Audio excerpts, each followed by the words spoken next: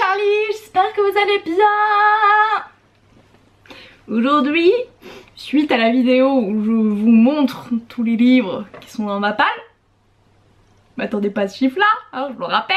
Je me suis dit, on va essayer de faire une palle, mais étant donné que je ne sors pas assez de vidéos pour que ça vaille le coup de vous faire une palle au mois, je me suis dit je vais faire une toutes les saisons parce que je crois que c'est le souffle des mots, donc c'est Audrey qui a tendance à faire ça et je m'étais dit ah c'est pas mal sur la saison parce que c'est quand même à peu près 3 mois, oui il y a 4 saisons donc oui 3 mois et je trouvais ça chouette. Le truc c'est que vous quand vous allez voir cette vidéo on sera début mai, c'est le 21 juin en fait, l'été, donc en fait il va me rester 1 mois et demi.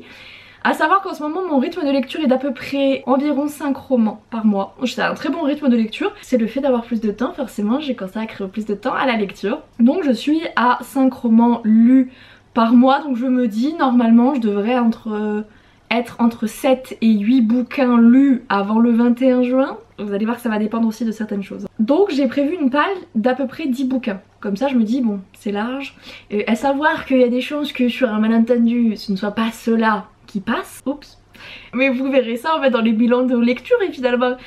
Donc je vais commencer par celui qui est le moins certain que je sorte de la palle. En tout cas si je le sors pas là pour le printemps, je le sors pour l'été. Le Prieuré de l'Orangé. La version, la nouvelle, hein, pas l'ancienne. Quand ils ont parlé du spin-off, j'étais là en mode ah ouais, j'espère qu'ils vont ressortir la première version. Ce qu'ils ont fait, ils l'ont ressorti. Donc elle est toujours sous blister parce qu'en fait, il est énorme, je préfère le protéger au maximum. C'est un gros bébé, le spin-off est encore pire, il est encore plus gros. Je dois le lire en lecture commune avec Magali, son chéri, une pote de Magali que j'ai rencontrée et je crois 2 autres potes, j'ai juste entendu les vrais noms. Beaucoup de monde. Du coup pour une lecture commune, on va pas se le cacher, à savoir que pour l'instant, toutes les lectures communes que j'ai faites, donc il y avait forcément Magali à chaque fois, j'ai fini par les abandonner. Voilà, plus ou moins au bout de plusieurs jours ou pas, mais genre le livre de la nuit en fait je lui ai démonté sa tête toute seule en un week-end, il devait nous durer 1 semaine et demie. Bon, je vous avoue que vu la taille du bousin, en plus je crois que Magali vous savez elle s'éclate, elle fait des petites templates et tout, je crois qu'il y a que 50 pages par jour parce qu'on est nombreux. Nous quand on est entre nous on est plus à 70 pages par jour. Sur un pavasse comme ça, je crois que on va y passer 2 semaines et demie donc comment vous dire que c'est énorme pour moi. Moi je considère que si je passe plus d'1 semaine sur un bouquin c'est que c'est pas un bouquin ouf. Parce que normalement je suis censée le dégommer plus vite. Là c'est un pavé mais même comme ça je devrais pouvoir le défoncer en 1 semaine. Surtout s'il est bien, j'ai entendu beaucoup d'avis très positifs dessus, très féministe, très chouette, une petite romance FF. Enfin il y a tout pour me plaire en vrai donc je n'ai jamais lu de Samantha Shannon, c'est mon first. Donc je vous avoue je suis un peu curieuse aussi. Je le dégomme pas en juin parce que je me le suis mis pour juin, juillet. Je lui démonte sa mère. De voir ce pavé, vous voyez, c'est comme si ma palle elle me narguait avec un gros fuck comme ça, elle me dit tu vois, et ben nous on est toujours dedans. Donc ta palle elle est pas prête de diminuer ma soeur. Donc c'est vrai que j'ai très envie de le sortir, j'ai déjà dit à Magali, personne ne se mettait un peu en marche pour lancer la lecture commune, je lui lirai toute seule, voilà, elle est au courant. Je vais maintenant passer au livre que en fait on m'a prêté. Voilà. Mon meilleur ami je crois qu'il a les 5 tomes de Autre Monde de Maxime Chatham du coup, donc très connu hein, quand même comme saga que je n'ai jamais lu et en fait il me l'a passé en mode ah ça devrait te plaire et tout. Ça fait 2 ans qu'elle est dans ma palle, je lui ai toujours pas rendu ces livres. C'est mon meilleur pote donc ça va tu vois mais là faut faire quelque chose en fait hein, il faut se bouger le derche. Et c'est vrai que de les avoir en fait, vous savez j'ai mon lit, il y a les 2 tables de chevet mais moi je dors que d'un côté, donc la table de chevet avec la pile immense que je vous avais montré dans ma vidéo de palle, c'est là où il y a tous les gros bouquins. Sauf qu'en fait mon autre table de chevet, ou un peu c'est le côté de Momo, donc Stram mon chat, parce qu'elle dort sur l'oreiller à côté du mien, et c'est un peu sa table de chevet à elle. Mais en fait j'avais zappé que j'avais mis des livres là. Voilà, j'en ai découvert aussi 3 bouquins en un, vous savez, en mode un peu intégral. Et j'ai découvert d'autres livres que j'avais pas mis dans la palle. Donc c'est encore pire que ce que j'imaginais. Autre Monde, ils sont sur l'autre table de chevet et il faut qu'ils disparaissent. Voilà, de gré ou de force. Je veux m'en lire, enfin il y a 5 tomes, je me dis j'en lis au moins 1 par mois. Et si vraiment je suis à fond dans le mood et tout, j'ai envie de savoir la suite, je lis la suite. D'ici 5 mois, c'est boubou, c'est bouclé, on n'en parle plus. Sachant que j'avais déjà commencé un petit peu le début d'Autre Monde, je crois que j'avais lu les 3 premiers chapitres et je n'arrivais pas à rentrer dedans. C'était l'époque aussi où j'essayais de sortir le tome 1 de Nevernight, je réussissais pas.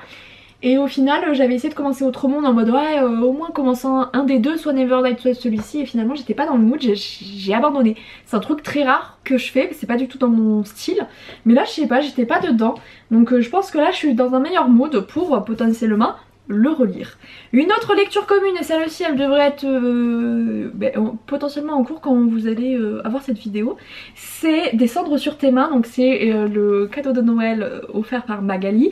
C'est publié chez les éditions Hurlevent. Hurlevent, peut-être que vous connaissez ces éditions parce que la fondatrice est sur Booktube. Elle publie des vlogs de lecture, donc vous avez peut-être déjà entendu parler de cette maison d'édition. Donc là c'est du coup par Nora Lake. Magali a vraiment entendu beaucoup de bien. Je trouvais que le bouquin était long, mais en fait voilà, c'est comme c'est écrit gros. Bah, c'est bien si vous avez des problèmes de non-œil. Ça se passe en Angleterre, fin 19e. J'adore la couverture par contre, j'aime beaucoup comment c'est fait. Il est très joli aussi dans la bibliothèque, il rendra très bien. Vraiment il est très joli. On va voir aussi le contenu play. Je sais que Magali a lu un autre livre dans cette maison d'édition et il a beaucoup aimé. Donc écoutez, je n'attends que de me laisser convaincre. Ensuite, dans les livres que on m'a prêté, ma belle-mère m'a prêté ça la dernière fois qu'on s'est vu. Ah, bah il y a un petit marque-page, quelqu'un visiblement. Attestation de déplacement dérogatoire. 23 mars 2020. Ouais, je sais pas qui avait commencé ce livre, mais ça fait un moment qu'il est. Il a pas été beaucoup avancé, hein. Ça s'est arrêté page 72 hein, sur 500 pages. Pas énorme. Pourquoi elle m'a passé ça? C'est le livre sans nom. L'autre bouquin dont elle m'avait pitché qui m'avait beaucoup plu, bien plus que celui-ci, elle l'avait pas à ce moment-là dans sa bibliothèque, donc un peu le seum. Donc du coup ça en est un autre. Celui-ci ou un thriller, je sais jamais qui est quoi à chaque fois. Bah il y a marqué livre de poche thriller, donc ça doit être un thriller. Mais je vous avoue que moi c'est pas du tout le style de bouquin que j'aime lire. Je pense que les policiers que j'ai dû lire ça remonte à mon enfance. Voilà. Ça n'a jamais été un style qui m'a énormément plu. J'aime bien plus les regarder en film en fait que les lire. Donc là bon, écoutez elle me l'a passé, j'ai bien senti qu'il fallait pas trop que je dise non, donc je l'ai récupéré. Ça va être lu. Comme ça je me dis bon, on s'ouvre à d'autres univers, à d'autres horizons. C'est pas plus mal non plus de tenter des choses aussi, d'améliorer son petit quotidien de lectrice, et voilà, de pas rester toujours sur les mêmes choses habituelles. C'est-à-dire chez moi, de la fantasy, de la romantaisie et de la new romance. Ensuite, ça c'était un cadeau d'anniversaire, donc aux éditions Opportun de Stéphane Garnier, Agir et penser comme un chat. C'est une autre de mes meilleures potes qui m'a offert ce livre. Oh, je me rends compte qu'il est très court.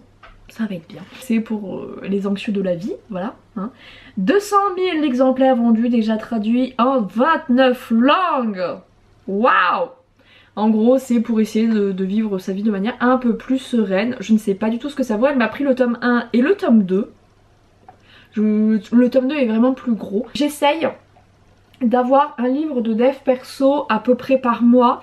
Celui de avril, donc normalement que vous avez déjà vu passer dans mon avis lecture, c'était celui de Fabien Olicard et honnêtement j'ai adoré, vraiment.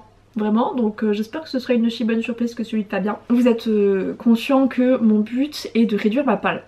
Il faut savoir que, je pense que vous l'avez vu si vous suivez un peu mes vidéos lecture, ma faiblesse s'appelle De Saxus. Je sais qu'il y a énormément de choses qu'on reproche à De Saxus, notamment leur travail éditorial.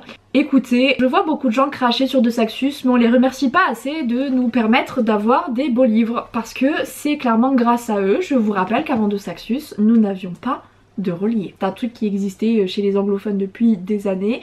Nous, on n'avait rien. Pourquoi? Parce que les éditeurs français classiques, en nom, sont ultra frileux.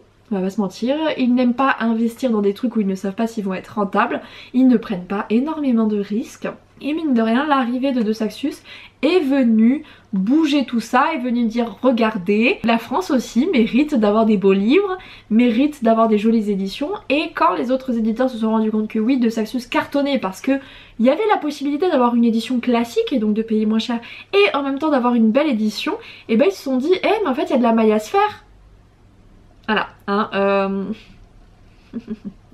et oui, et c'est pas nouveau parce que c'était quand même quelque chose qui je pense globalement était demandé par les lecteurs hein, et les lectrices, hein, mais bon, on ne dira rien sur le monde éditorial classique. C'est vrai que moi, à titre personnel, je ne vous propose pas de relier parce que je trouve pas la qualité Amazon exceptionnelle et honnêtement je ne suis pas certaine que ça vous apporterait grand chose en plus. Enfin je sais que faire des illustrations inédites dans le bouquin ou quoi, ça me fait sortir de l'argent en plus qui je pense ne sera pas forcément rentable. Donc moi ça ne m'intéresse pas de vous proposer ça parce qu'avec Amazon je trouve pas que ce soit waouh. mais j'adore en acheter quand même. Et de Saxus, on va pas se mentir que la qualité de leurs bouquins, ils sont très beaux sur la partie physique, purement physique, hein, on s'entend. Moi je sais que je ne lis pas en VO, donc à chaque fois on me dit des fois ouais les traductions elles sont pas géniales et tout. Je n'ai pas de comparatif, donc sur ça c'est vrai que bon, je me fie un peu à ce que les autres disent, mais moi je ne sais pas. C'est vrai que du coup mon petit plaisir c'est d'acheter des de Saxus. Financièrement ma vie va mieux, mais fut un temps en fait c'était presque mon seul plaisir, c'était de m'acheter un ou deux de Saxus dans le mois. Là je vous avoue qu'ils en sortent beaucoup, donc maintenant je trie bien plus, hein, je peux pas tout acheter, de toute façon je n'ai jamais tout acheté dans leur catalogue, mais c'est vrai que je me fais des petits plaisirs quand il y a des séries qui me plaisent ou quoi. Et là il y en a une qui se termine, c'était Serpent and Dove, le tome 3, c'était une trilogie, donc là c'est le dernier, c'est le final, il est sorti en avril. Voilà, moi pour au moment où je tourne cette vidéo je viens de l'obtenir, voilà, de l'acquérir. Du coup c'est pour ça qu'il est encore sous blister, il est encore tout beau. Je vous rappelle que j'avais pas trop kiffé le tome 2, je l'avais trouvé extrêmement long. J'avais aimé le tome 1, donc j'attends de voir pour celui-ci. Mais au moins cette saga est terminée. Il rend pas très bien là je trouve, il y a des reflets. C'est celui de Jennifer Armentrout, La couronne d'os doré. Donc le tome 3 du sang et la cendre. J'adore cette histoire, à savoir que beaucoup de personnes ont préféré le tome 1 au tome 2. Moi comme je ne fais pas comme tout le monde. Moi j'ai trouvé que le tome 2 était vraiment plus chouette. Parce qu'on en apprenait plus sur l'univers, parce que la relation avec les personnages évoluait et j'aimais beaucoup leur évolution. Donc écoutez, moi j'avais adoré ce tome 2, bien plus que le tome 1. Donc j'ai trop hâte d'avoir le tome 3, je vous avoue, c'est ma nouvelle lecture là, c'est ma prochaine. Ça se trouve je dis ça et au moment où je tourne cette vidéo, j'aurais peut-être déjà terminé ce livre en fait, quand elle sortira. Peut-être, maybe, parce que c'est ma future lecture et je pense que j'ai eu l'idée de monter sa tête. Donc là vous allez me dire tu dois diminuer ta palle. Ceci sont des nouvelles acquisitions. Je n'ai rien à dire. Voilà, sachant que en mai je crois que j'ai au moins 2 livres que je vais prendre chez De Saxus. Je suis faible, c'est mon petit plaisir. Et puis dans la bibliothèque on va pas se mentir que c'est très beau, ça rend très bien, je suis ultra fan. On va passer au numérique, j'ai 2 livres que j'aimerais beaucoup lire en numérique. J'ai un peu le seum, c'est qu'en fait mon Prime bancaire qui était associé à mon compte Prime c'est terminé, mais en fait ils m'ont pris ça sur une autre carte, parce que j'en ai plusieurs des cartes, j'ai ma carte pro sur Amazon quand je fais mes commandes de maquettes de livres et tout, ma carte classique, et j'ai une carte un peu style plaisir vous savez, où tu dépenses 0 frais, faut juste que tu dépenses un petit peu tous les mois. Et ben, du coup ça a été prélevé sur une de ces cartes là, j'avais un peu le seum, pas vous mentir. Donc du coup j'ai toujours le Prime Reading en cours et c'est vrai que je me dis bah voilà, quitte à avoir le Prime autant essayer de lire des livres un petit peu dedans. Je veux lire impérativement Démon de cendre, Le chant du phénix de Laura Black. Et une relecture, mais parce que j'ai totalement oublié de quoi ça parlait, c'est Calliope, le sacrifice d'une princesse de Coco Nan. Je crois que c'était en auto-édition à la base, ou c'était chez Cherry Publishing, je sais plus. C'est passé chez Black Ink, voilà. Et l'autre bouquin, c'est des éditions Elixria. Et si jamais, allez, on va s'en rajouter un autre en numérique. J'en ai qui traînent depuis super longtemps en Prime Reading, qu'il faut vraiment que je sorte parce que ça me saoule. Je pense que je vais me lire celui de Gaël Bonacio, toujours sur Prime Reading, Dusk and Dawn. C'est un tome 1 et c'est une trilogie, donc si jamais la suite me plaît, je vais me faire une liste et comme ça, quand j'aurai vraiment diminué ma palle, je me permettrai de prendre genre en abonnement soit Nextory, soit abonnement Kindle, tu sais, je pense que je varierai un peu. Donc je pense que j'ai fait le tour, 11 bouquins pour cette palle. Je vise à peu près 7 bouquins à lire. Avec quand même, on va pas se mentir hein, mais les 2 Saxus, c'est quand même des gros bébés. Et alors le prieuré de l'oranger il fait peur. Mais bon, je me dis soyons fous, hein, faut tenter des choses dans la vie, hein, voilà. Et c'est vrai que de savoir que ma palle est gigantesque, je vous avoue que là je vise moins de 80 livres dans ma palle numérique et papier. Moins de 80 livres à la fin de cette année. Étant donné que je rajoute 2 livres dans ma palle minimum chaque mois et que j'en enlève 5. On dirait les problèmes de maths CE1, voilà. Ou même de CM1 je pense, c'est un petit peu un niveau plus élevé. Je suis pas certaine d'arriver à 80. Mais c'est pas grave, il faut qu'on teste des choses et tout. Et puis je me dis, bon, j'ai des vacances qui vont pas tarder à arriver. En vrai je me dis ça et à chaque fois qu'en vacances je lis pas tant que ça. Mais bref, on y croit. J'espère que cette vidéo vous aura plu. Qu'est-ce que vous allez lire vous du coup ce printemps? Qu'est-ce que vous avez lu? Qu'est-ce que vous allez lire? Dites-moi. Non, je ne vais pas rajouter des livres dans ma page, je vous le promets. Mais je suis curieuse, donc n'hésitez pas à me dire. Moi je vais vous laisser là. Je vous fais à tous et à toutes de gros bisous. Je vous aime tous très fort. Ciao ciao.